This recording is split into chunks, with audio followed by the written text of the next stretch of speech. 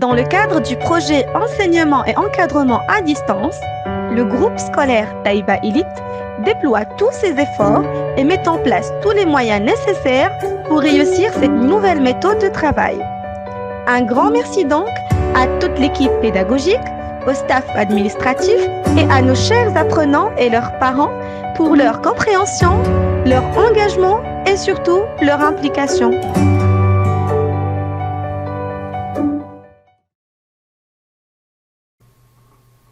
Bonjour mes chers élèves. Donc, notre leçon d'orthographe, c'est le son G. L'objectif de notre leçon, c'est qu'on doit être capable d'identifier et de savoir orthographier le son G. Alors, on va observer les exemples. Gâteau, goutte, guitare, groupe, guêpe. Je répète. Gâteau, goutte, guitare, groupe ou bien guêpe. Voilà.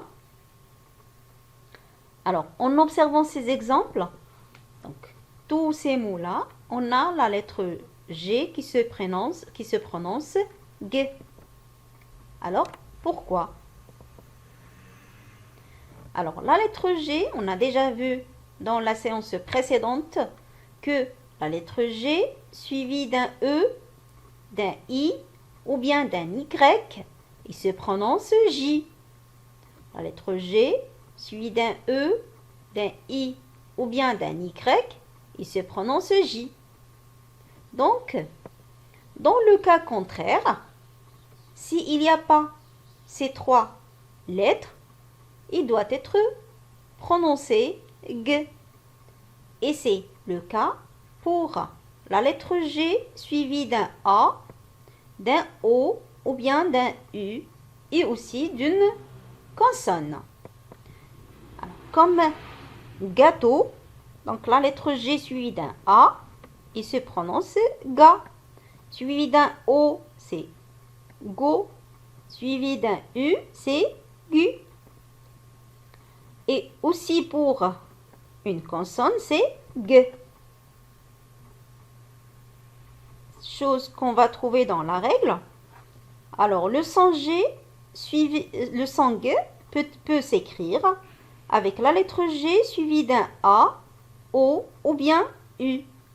Et aussi suivi d'une consonne, comme gazelle, gomme, guépard.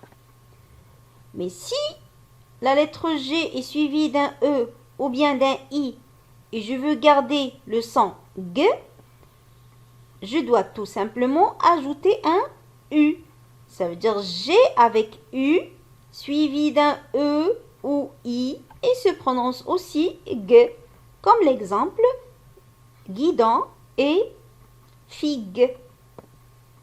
Donc moi, ce que je dois faire, c'est que à chaque fois si je trouve la lettre G et je dois la prononcer, alors je vais bien observer la lettre qui la suit.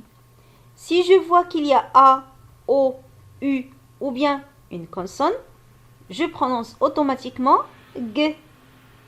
Mais si je vois un E, un I et moi je veux le son G, je dois ajouter le U. Comme ça, je vais avoir le son G. Voilà la règle que vous allez écrire sur votre cahier de leçons. Et pour savoir ce que vous avez compris ou pas, alors on va faire cet exemple. Alors c'est un exercice, un petit exercice d'application. On va compléter avec G ou bien GU pour avoir le son G. Ça veut dire que dans ces mots-là, je dois prononcer G. Alors, figue, gobelet, galoper, kangourou, guitare. Figue, gobelet, galoper, kangourou, guitare. Donc, c'est à vous de savoir, à la place des points, qu'est-ce que vous allez écrire? Est-ce que c'est la lettre G ou bien G, U. Alors, si on fait l'exercice juste, ça veut dire qu'on a bien compris la leçon